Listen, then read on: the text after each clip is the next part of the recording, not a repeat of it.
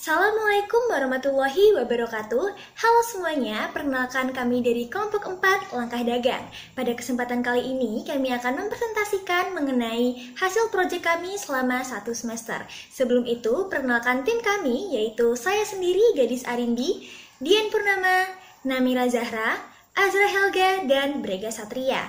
Pada kesempatan kali ini, kita akan membahas mengenai pendahuluan, landasan teori, hasil proyek, kalender nilai, kendala, dan penutup. Langsung saja kita masuk ke pembahasan yang pertama. Yang pertama, pendahuluan. Di dalam pendahuluan terdapat latar belakang masalah dan tujuan penelitian. Di era digital saat ini, internet merupakan kebutuhan bagi setiap orang. Contohnya adalah internet marketer, narablog, blogger, dan toko online yang berkembang seiring berjalannya waktu dan memiliki tempat di benak konsumen yang mencari barang tertentu. Pengguna website untuk bisnis memberikan dampak positif seperti menghemat biaya promosi, meningkatkan kepercayaan konsumen, memudahkan konsumen untuk mengakses informasi, dan memungkinkan untuk menjangkau pasar yang lebih luas. Kegiatan melakukan promosi atau menjual produk atau jasa disebut dengan pemasaran. Dalam pemasaran terdapat proses yang panjang dalam menentukan siapa target promosinya dan seperti apa bentuk promosinya. Dalam pemasaran terdapat banyak media untuk melakukannya. Contohnya adalah media sosial. Pemasaran media sosial merupakan pemasaran digital menggunakan platform untuk mempromosikan produk atau jasa dengan cara berbayar atau tidak berbayar. Pemasaran media sosial merupakan peluang bagi setiap orang untuk memasarkan produk dan jasanya. Selanjutnya ada rumusan masalah. Yang pertama, apa yang dimaksud dengan model bisnis? Yang kedua, apa yang dimaksud dengan pemasaran online? Komunikasi pemasaran online. Yang ketiga, apa yang dimaksud dengan performance website? Yang keempat, bagaimana cara melakukan pemasaran sosial media? Yang kelima, sosial media apa yang paling efektif untuk melakukan pemasaran sosial media? Selanjutnya ada tujuan. Yang pertama, untuk mengetahui definisi kriteria dari model bisnis. Yang kedua, untuk mengetahui bagaimana komunikasi pemasaran online yang baik. Yang ketiga, untuk mengetahui bagaimana melakukan performance website yang benar. Yang keempat, untuk mengetahui cara pemasaran sosial media. Dan yang kelima adalah untuk mengetahui seberapa efektif pemasaran sosial media. Lalu di sini ada beberapa landasan teori yang kami ambil. Yang pertama ada model bisnis yang merupakan sekumpulan aktivitas terencana yang didesain untuk menghasilkan keuntungan dalam sebuah bisnis dari perusahaan dan pembeli. Dalam model bisnis ini ada yang namanya sebuah rencana bisnis atau business plan. Ada beberapa faktor yang biasanya mempengaruhi model bisnis. Yang pertama ada market opportunity yang merupakan suatu bidang bisnis kebutuhan pembelian di mana perusahaan dapat beroperasi secara menguntungkan dalam lingkungan suatu bisnis. Lalu yang kedua ada competitive environment yang merupakan suatu lingkungan sistem dinamis di mana bisnis yang berbeda satu sama lain dengan menggunakan berbagai saluran pemasaran, strategi promosi, metode penetapan harga, dan lain-lain. Lalu yang ketiga ada value proposition yang merupakan serangkaian keuntungan yang perusahaan tawarkan kepada pelanggan untuk memenuhi kebutuhan mereka. Lalu selain ada model bisnis, ada juga komunikasi pemasaran online yang merupakan aktivitas pemasaran yang menyebarkan informasi, memberi pengaruh, mempengaruhi, membujuk, dan meningkatkan pasar sasarannya atas perusahaan dan jasa yang bersedia meminta, membeli, dan loyal pada jasa atau produknya yang ditawarkan perusahaan yang bersangkutan. Lalu di dalam pembahasan komunikasi pemasaran online itu kami akan membahas lebih lanjut mengenai komunikasi pemasaran online berupa website dan sosial media marketing. Untuk website sendiri merupakan sebuah kumpulan halaman atau titik pusat pemasaran pada suatu domain di internet yang dibuat dengan tujuan saling berhubungan serta dapat diakses secara luas. Lalu untuk sosial media. Lalu di sini ada sosial media marketing yang merupakan proses marketing yang dilakukan lewat media sosial untuk bisa terhubung dengan pelanggan sehingga dapat meningkatkan penjualan serta mengarahkan traffic web. Biasanya media sosial yang digunakan itu bisa melalui YouTube, Instagram, Facebook, dan Twitter. Dan untuk menunjang adanya traffic pada situs web itu pada pemasaran melalui akuisisi penggemar, lalu keterlibatan pelanggan, amplifikasi komunitas, dan kekuatan merek. Lalu ada yang terakhir, ada performance website. Website sendiri itu merupakan saran publikasi dan informasi yang terkait dengan profil, fasilitas pelayanan, kegiatan, dan aspek lainnya yang dapat diberikan oleh perorangan ataupun organisasi yang bersangkutan. Maka dari itu, performance website itu sangat penting karena dengan performance website itu kelengkapan informasi dan website akan sangat membantu masyarakat baik dalam sisi mencari informasi ataupun yang lainnya. Dan salah satu tools yang dapat membangun performance website itu ada yang pertama itu Google Analytics yang merupakan berbasis web untuk menganalisis kinerja website. Lalu yang kedua ada SEO atau optimasi media pencarian yang merupakan serangkaian proses yang dilakukan secara sistematis yang bertujuan untuk meningkatkan volume dan kualitas trafik kunjungan melalui mesin pencarian menuju ke situs web. Selanjutnya, kita masuk ke pembahasan hasil project, hasil analisis, dan praktikum. Dalam satu semester ini, kita melakukan 6 kali praktikum, yaitu pada minggu kedua, minggu ketiga, minggu keempat, minggu kelima, minggu ke-11, dan minggu ke-12. Langsung saja kita masuk ke praktikum yang pertama, hasil project minggu kedua.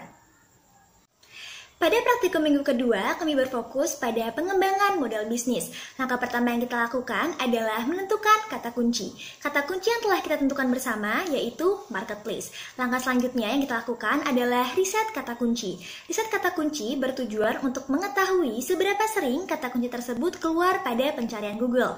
Dalam riset kata kunci ini, kami menggunakan tool bantuan seperti Google Trends. Terlihat pada gambar 3.1 merupakan analisa Google Trends terhadap kata kunci marketplace selama kurun waktu 12 bulan terakhir. Sedangkan pada gambar 3.2 merupakan analisa Google Trend pada Provinsi Jawa Barat.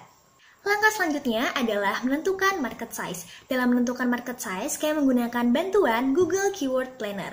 Dari Google Keyword Planner ini, kami memilih 10 kata kunci terpilih yang merupakan pengembangan dari kata kunci utama kami, yaitu marketplace. 10 kata kunci inilah yang nanti akan kami kembangkan ke dalam artikel-artikel di website kami. Dapat dilihat dari ke-10 kata kunci terpilih memiliki average preview rata-rata sebesar 1.000 hingga 10.000, sehingga masuk ke dalam kategori medium. Selanjutnya adalah analisis competitive environment atau lingkungan kompetitor.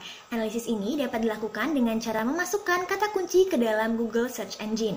Dari dalam kata kunci tersebut, kami dapat mengetahui website-website mana saja yang menjadi kompetitor kami di masing-masing kata kuncinya. Sehingga kami dapat melakukan analisis website terhadap kompetitor dan mempelajari baik produk, layanan, maupun pricing dari kompetitor. Berikut telah kami rangkum sebagian dari kompetitor untuk masing-masing keyword yang akan kami gunakan nantinya. Langkah terakhir yaitu penentuan value proposition. Penentuan ini menggunakan informasi keyword research dan analisis kompetitor. Value proposition ini akan menjadi guide bagi kami dalam penyusunan artikel-artikel kami ke depannya. Karena harapannya artikel kami akan terus sejalan dengan value yang sesuai dengan keyword-keyword yang telah ditentukan. Selanjutnya, pada praktikum minggu ketiga, kami melakukan pengembangan website. Pada pengembangan website ini, kami mengembangkan situs web menggunakan platform blogging, yaitu Blogspot. Kami menamai Blogspot kami dengan nama Langkah Dagang. Selanjutnya, kami mulai mengisi konten website kami dengan artikel pertama kami yang berjudul 10 tips sukses dalam berbisnis online. Selanjutnya, kami melakukan pengujian Search Engine Optimization terhadap artikel yang telah kami tulis sebelumnya. Di sini, kami menggunakan bantuan dari SEO Review Tool untuk memastikan bahwa artikel kami telah memenuhi kaidah-kaidah SEO, baik dari penggunaan keyword, struktur artikel, pemanfaatan link, optimasi paragraf, dan optimasi gambar. Selanjutnya, artikel yang telah memenuhi kaidah-kaidah SEO kami ujikan plagiarisme menggunakan Copyscape. Setelah melakukan pengembangan website, selanjutnya kami melakukan komunikasi pemasaran online. Langkah pertama dari komunikasi pemasaran kami adalah menciptakan akun sosial media official Langkah Dagang. Sosial media yang kami gunakan meliputi Twitter dan Instagram. Selanjutnya, pembuatan konten pemasaran. Konsep pemasaran kami menggunakan konsep microblogging, yaitu kami manfaatkan fitur multiple slide pada Instagram untuk membuat post singkat yang dibubuhi gambar, infografis, dan rangkuman dari artikel kami sehingga pembaca kami tidak bosan dalam membaca isi dari artikel kami. Setelah melakukan kegiatan pemasaran, barulah kami melakukan monitoring performansi baik dari website maupun sosial media kami. Untuk memonitoring performance website kami menggunakan fitur stats yang disediakan oleh Blogspot. Dapat terlihat untuk artikel pertama kami yang diunggah pada 5 Maret 2021 mendapatkan total view sebanyak 542 dengan total komen 10 komen. Adapun jumlah view terbanyak berada pada angka 194 di tanggal 6 Maret 2021. Selanjutnya, untuk memonitoring performance sosial media kami menggunakan stats yang disediakan oleh Instagram yang dapat dilihat di gambar 3.12. Selanjutnya, praktikum minggu keempat. Pada praktikum minggu ini, kami melakukan kegiatan yang serupa dengan minggu sebelumnya, yaitu pengembangan website dengan menulis artikel kedua berjudul Berbisnis Dropship di berbagai marketplace populer di Indonesia. Selanjutnya, kami melakukan pengujian menggunakan SEO Review Tool terhadap artikel kedua kami. Lalu, kami juga menambahkan backlink yang diharapkan dapat menaikkan kredibilitas situs web di dalam mesin pencari. Tak lupa, kami melakukan uji plagiarisme menggunakan Copyscape terhadap artikel kedua kami. Kami juga melakukan komunikasi pemasaran online serupa dengan minggu sebelumnya. Lalu akhirnya kami melakukan monitoring performansi baik dari website dan sosial media kami. Terlihat untuk artikel kedua pada minggu ini, kami mengunggah artikel pada tanggal 12 Maret 2021 mendapatkan total view sebanyak 182 dengan total komen sebanyak 2 komentar. Adapun jumlah view terbanyak berada pada angka 90 di tanggal 12 Maret 2021. Selanjutnya, praktikum minggu kelima. Di praktikum minggu ini, pengembangan website kami lakukan dengan menulis artikel ketiga yang bertajuk Meningkatkan Penjualan dengan Strategi Gratis Ongkir. Setelah itu, kami melakukan pengujian SEO menggunakan SEO Review Tool terhadap artikel ketiga kami. Lalu, kami juga melakukan penambahan backlink, dan kami juga melakukan uji plagiarisme menggunakan Copyscape. Lalu, untuk komunikasi pemasaran online, kami melakukan konten pemasaran dan konsep pemasaran microblogging seperti minggu-minggu sebelumnya. Lalu akhirnya, kami melakukan monitoring performansi baik dari website dan sosial media. Pada artikel ketiga ini, kami memperoleh total view sebanyak 54, total komen sebanyak 1 komentar. Adapun jumlah view terbanyak berada pada angka 33 di tanggal 19 Maret 2021. Berikut adalah hasil proyek dari praktikum di paruh pertama semester ini. Selanjutnya, kita akan masuk ke paruh kedua, yaitu praktikum minggu ke-11 dan minggu ke-12. Jika pada praktikum sebelumnya berfokus kepada model bisnis dan pengembangan website, pada praktikum kali ini akan berfokus kepada komunikasi pemasaran online. Pada praktikum minggu ke-11, langkah pertama yang kami lakukan adalah melakukan pembuatan konten pemasaran. Konten pemasaran yang kami pilih berupa poster yang merupakan visualisasi dari website dan artikel-artikel kami. Poster pemasaran kami terdiri dari 4 bagian, yaitu poster pemasaran website, poster artikel 1, poster artikel 2, dan poster artikel 3. Nantinya, kegiatan pemasaran poster ini akan diikuti oleh caption yang sejalan dengan isi dan konten dari artikel dan website kami. Setelah melakukan pembuatan konten dan caption, lalu kami melakukan kegiatan pemasaran.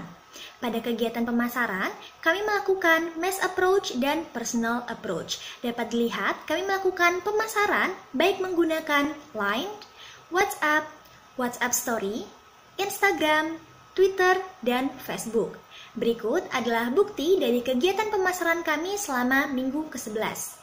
Kami melakukan pemasaran website, pemasaran artikel 1, pemasaran artikel 2, dan pemasaran artikel 3. Setelah melakukan kegiatan pemasaran, barulah kami melakukan monitoring hasil kegiatan pemasaran. Pengukuran hasil kegiatan pemasaran ini kami menggunakan Google Analytics dan Stats yang disediakan oleh Blogspot.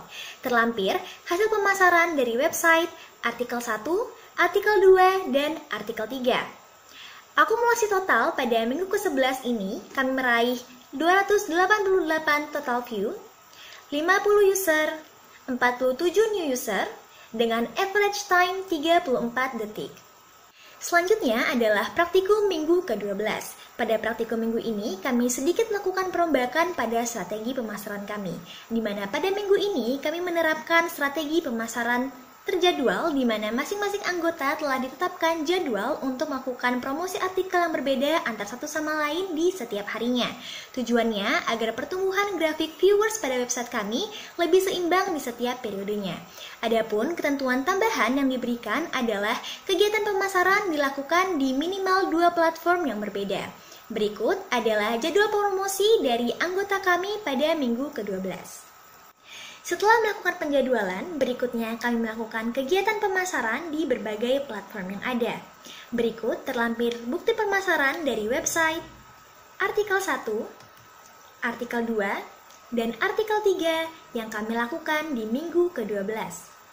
Akhirnya, kami melakukan pengukuran hasil kegiatan pemasaran menggunakan Google Analytics dan fitur Stats yang disediakan oleh Blogspot.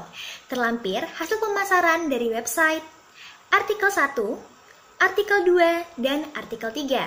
Dengan akumulasi total views yang kami dapatkan pada minggu ke-12 sebanyak 333 total views, 72 user, 67 new user, dan average time selama 33 detik. Dengan kata lain, performasi website pada minggu ke-12 mengalami kenaikan sebanyak 15,5% jika dibandingkan dengan minggu sebelumnya.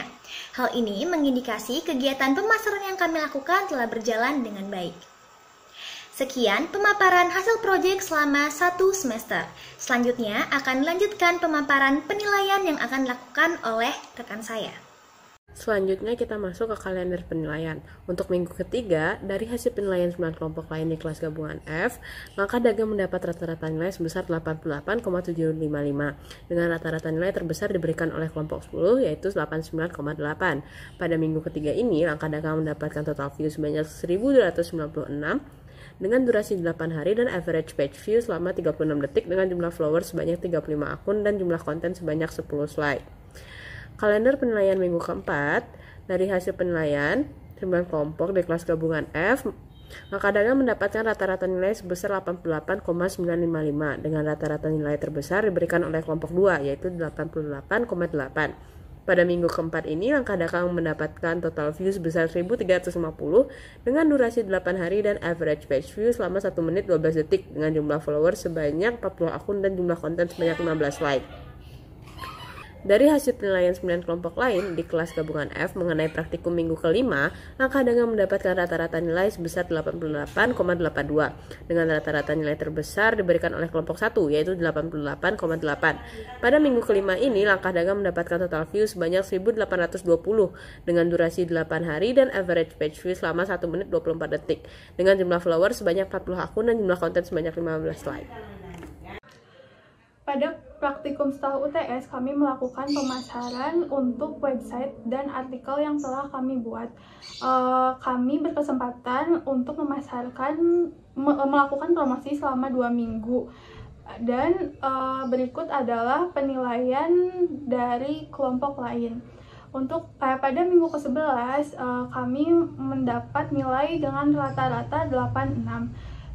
Sedangkan pada minggu ke-12 kami memiliki nilai rata-rata dengan 86,67. Sekarang kita memasuki kendala proyek, yaitu kendala-kendala yang kita hadapi saat melakukan praktikum e-commerce ini. Baik, mari kita mulai.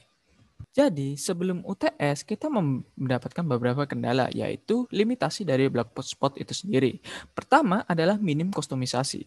Blogger secara default hanya menyediakan sekumpulan template yang sangat terbatas untuk digunakan. Meskipun pengguna dapat mengubah warna dan tata letak template, user tidak dapat melakukan personalisasi yang detail atau melakukan modifikasi besar pada template yang sudah ada. Banyak template blogspot tidak resmi yang dapat digunakan, tetapi kualitasnya rendah dan sudah banyak dipakai blogger lain. Kedua, minim akses third-party plugin.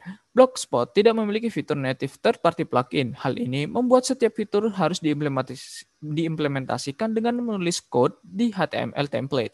Hal ini membuat Blogspot menjadi sebuah CMS yang sangat minim fitur. 3. Performa SEO yang buruk. CMS seperti WordPress memiliki berbagai third-party plugin yang dapat mengoptimasi SEO pada sebuah website, di mana hal ini sangat mempermudah website owner untuk meningkatkan ranking di Google, sedangkan Blogspot tidak memiliki fitur ini. 4. Kesan amatir dari domain Blogspot. Blogspot adalah platform gratis dan amatir di mana terdapat banyak blog tidak profesional berasal. Sayangnya, website.blogspot.shop domain akan selalu dikaitkan dengan impresi blog amatir. Dan setelah UTS, kendala proyek yang kita rasakan adalah limitasi budget. Kegiatan pemasaran agar dapat berjalan secara efisien tentunya membutuhkan dana. Pada praktikum kali ini, kita hanya menggunakan cara-cara konvensional dalam melakukan kegiatan marketing tanpa mengeluarkan dana marketing.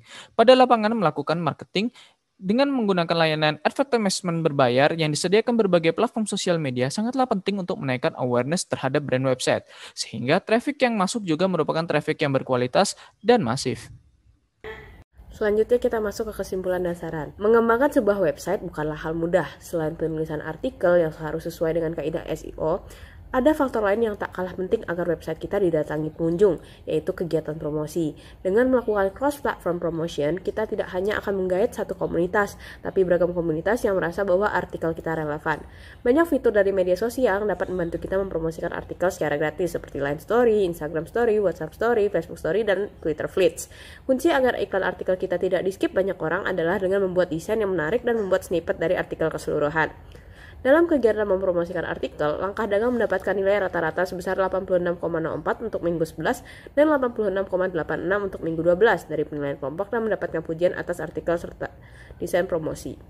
Setelah itu, lanjut ke saran. Konten pada Langkah Dagang masih minimal dan interval update artikel terlalu jauh. Dalam mengembangkan sebuah website, memperbanyak konten dan melakukan update konten dengan jangka interval pendek serta konsisten merupakan salah satu cara untuk mengoptimasi SEO dari website agar dapat ditempatkan dengan ranking tinggi oleh algoritma Google pada Google Search. Selain itu, Blogspot pada tahun 2021 memiliki banyak limitasi. Akan lebih baik untuk pindah ke CMS lain seperti WordPress yang memiliki lebih banyak fitur dan kustomisasi. Sekian presentasi dari hasil praktikum yang dilakukan selama 1 semester oleh kelompok 4, yaitu Langkah Dagang. Semoga apa yang telah dilakukan dalam 1 semester ini akan bermanfaat dan memberikan ilmu dan pengalaman yang berguna di kemudian hari. Akhir kata, kami dari Langkah Dagang pamit undur diri. Kurang lebihnya mohon maaf. Wassalamualaikum warahmatullahi wabarakatuh.